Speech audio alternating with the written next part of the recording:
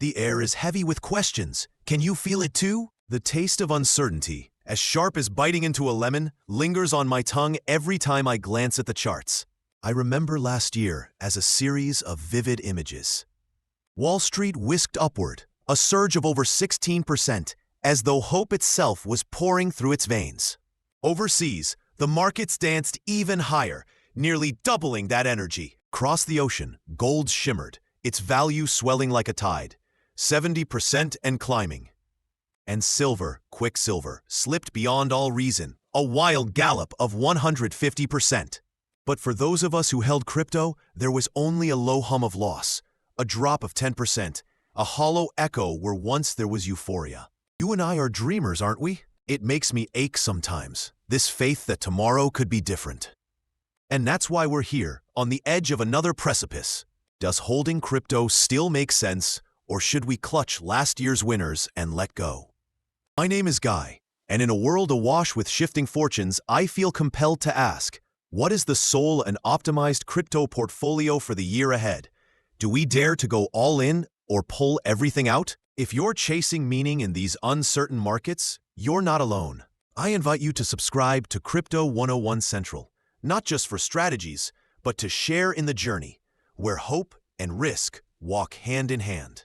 While you're here, don't forget to click on the bell so that whenever a new wave hits this strange, exhilarating sea, you'll be among the first to know. Sometimes, I think the numbers themselves are alive, breathing in the collective anxiety and aspirations of millions. That uncanny surge in international stocks, almost twice the climb of U.S. indices, twice again in old-world metals, signals not just shifting wealth, but entire migrations of faith.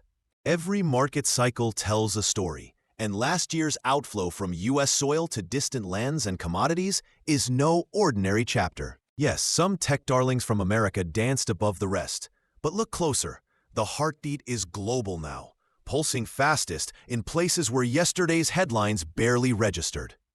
Whispers attributed the change to a falling U.S. dollar, nearly 10% down, and to the thickening fog of tariffs, political divisions, and the wobbly alliances of America's foreign hand. As the dollar slipped, international economies flooded with new hope. Gold became a safe harbor when fear of frozen reserves turned governments' eyes away from Western bonds. The logic is arresting. As risk-seeking money crept down the spectrum, it chose not the wild frontiers of crypto, but the new momentum in foreign equities and the ageless allure of gold.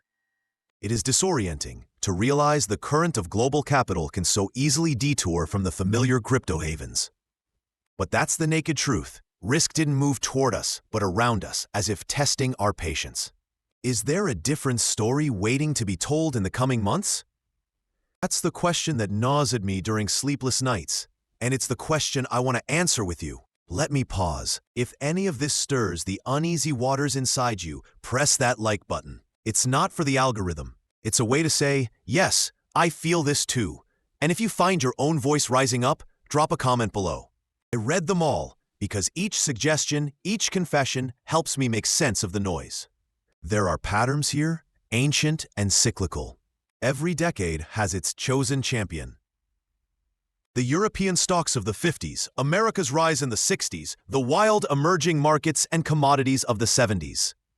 Onward, the Japanese boom of the 80s, the triumphs and crashes of the 90s, another commodity surge in the 2000s, then another climb for the Americans. Through it all, an underlying pulse. Now it seems we've entered an era belonging not to America, but to global stock markets and to the eternal luster of commodities. This theme thunders beneath our feet, unsettling any certainty about crypto's role. The risk capital that once poured into digital tokens now spreads itself thin and shining across foreign trading floors. But I can't shake the suspicion, perhaps hope, that all these flows could rekindle a new appetite for risk, a risk-on energy that spirals out, not just for stocks and metals, but for crypto too. In many countries, the dividing line between safety and speculation is blurry. For a Canadian, the TSX, where a third of its value is resource companies, is as solid as bedrock. For an American, it feels like a walk on a wire. When home markets soar, their citizens' fearlessness grows, and that wild courage needs somewhere to land. And what then? If it is hard for Canadians to leap into faraway stocks, or if commodities carry the weight of the past, what is left for those with the itch for something bolder, something nearer to magic than to history? Crypto. Capital, having circled the globe, may eventually set its sights on digital shores. It's happened before, liquidity flowing by circuitous route, delayed but not denied. Maybe it's happening already, trickling from London or Seoul or Toronto. Every nation is a poem written in the language of its fears and dreams. In Europe, regulations are both shield and shackle. The markets in crypto assets regime offers clarity, but the travel rule clings to every transaction, cumbersome and cold. Meanwhile, environmental conscience haunts every conversation, making proof-of-work cryptos like Bitcoin seem almost taboo. The result? Large, accessible altcoins, Ethereum, Solana, XRP, become the natural havens for the old world's risk capital, especially in forms like ETPs that mirror the legitimacy of the traditional world. The likely trigger for a European flood into these coins, the silence that would follow peace on the continent, when perhaps the war in Ukraine is at last only an echo on the air. Now, let's cross continents to South Korea. There, the rules are strict, DeFi and obscure tokens constrained to the shadows, but the hunger for altcoins is a pulse that never fades. XRP, by a measure wider than the sea, pulls in the highest volumes. The risk spectrum is twisted. What is dangerous from afar is common here. History itself bends to local habits and rules. Yet here too, as in Europe, there's always the issue of timing. When will these passions spill over, become tidal waves of capital for crypto? Perhaps it is linked to politics, a softening of ancient hostilities, but change of government, a new alliance. Peel back the layers and there's a singular truth. Altcoins fascinate, hold promise, because they shimmer with the hope of higher returns. And as capital slowly shifts, maybe hesitantly, toward these novel assets, the evidence builds in the charts, if you know where and how to look. I often find myself staring at the other's BTC chart, mesmerized. Here is the sum of all cryptos outside the top 10, measured against Bitcoin, a collective strength or frailty, depending on your perspective. For months, altcoins weakened, their shimmer fading in the relentless sun of Bitcoin's gravity. But now, something stirs. The balance may be tilting again. This has sparked wild predictions. An imminent altcoin breakout, a rush of capital about to breach the levee walls. But look closer. Among others are stablecoins and a new breed of tokenized assets, especially precious metals in digital form. Tokens for gold, for silver, for platinum. If these grow, then so too may the others' market cap, not necessarily due to speculative fever, but because financial gravity is shifting. What does this mean for the aspiring architect of a 2026 crypto portfolio? The clues are in these subtleties. Institutional money, the great slow tides that shape our world, has marked out stablecoins and tokenized assets as key themes for the coming year. Most of these are built on Ethereum, which may explain why, against all odds, ETH has quietly gained ground on Bitcoin since last summer, even as headlines fixated elsewhere. This isn't a noisy parade. It's a river, deep and unseen. Does this mean the wise move is to go all in on Ether, or on the ever-growing stablecoins and tokens that echo the world's old assets? Not quite. None of these ratios speak to the actual price. A rising tide in ETH relative to BTC could simply mean both are falling, just that one sinks slower than the other. History suggests, painfully and persistently, that 2026 may not be a year for easy triumphs in crypto, no matter the charts. Bearish winds are likely, at least for a season. Yet there's grace in restraint, in crafting a portfolio not for tomorrow's fireworks, but for the slow sunrise that inevitably follows night. Maybe the anchor this year is stable coins or tokenized gold, safer than alts, less tempestuous than Bitcoin.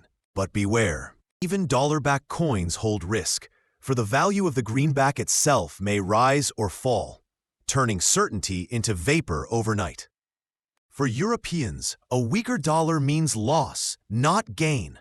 For others, the inverse. New tokenized assets will emerge, not just in mimicry of the old world, but as digital-first, native to this era.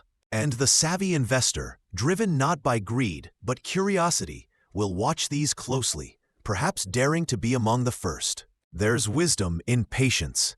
A portfolio weighted in ETH might be ideal for those who can withstand a storm and dream of 2 years down the line.